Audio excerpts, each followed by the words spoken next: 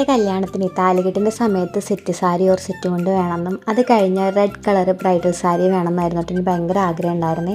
അപ്പോൾ അതിന് വേണ്ടിയിട്ട് ഇൻസ്റ്റാഗ്രാമിലൊക്കെ ഞാൻ കുറച്ചൊരു 2 മാസം മുന്നേ തന്നെ സെർച്ച് ചെയ്ത് തുടങ്ങിയിട്ടുണ്ടായിരുന്നു.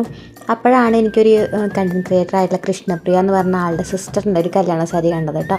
അപ്പോൾ എനിക്കത് ഭയങ്കര ഇഷ്ടമായിട്ട് ഞാൻ ആളെ തപ്പി പിടിച്ച് മെസ്സേജ് അയച്ച് ഡീറ്റെയിൽസൊക്കെ ചോദിച്ചിട്ട് തൃശ്ശൂരിൽ നിന്ന് കല്യാണം എന്ന് എനിക്ക് ആ സാരി കിട്ടി കേട്ടോ. ഇത് ഭയങ്കര സിമ്പിളാണ്, അതിൽ വർക്ക് വളരെ കുറവാണ്.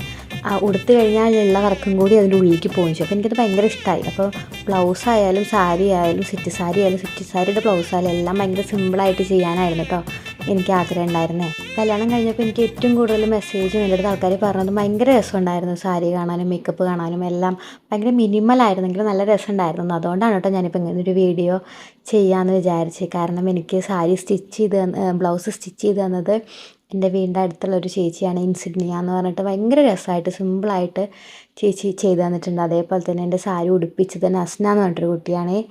ആളും നല്ല ഭംഗിയിൽ ഉടുപ്പിച്ചിട്ടുണ്ട്, കറക്റ്റായിട്ട് വന്നിട്ടുണ്ടായിരുന്നു. പിന്നെ മേക്കപ്പും ഞാൻ നിശ്ചയത്തിൻ്റെ ചേച്ചിയുടെ അടുത്ത് തന്നെയാണ് ചെയ്തേ. അതുകൊണ്ട് എൻ്റെ സ്കിന്നിന് കുറച്ച് സെൻസിറ്റീവ് ഇഷ്യൂ ഉള്ളതുകൊണ്ട് അറിയണ ആൾ തന്നെ വേണം. അത്രയും കംഫർട്ടബിൾ ആയതുകൊണ്ടാണ് കേട്ടോ ചേച്ചീനെ വീണ്ടും ഏൽപ്പിച്ചത്. ചേച്ചി നല്ല രസത്തിൽ തന്നെ ചെയ്തിട്ടുണ്ടായിരുന്നു.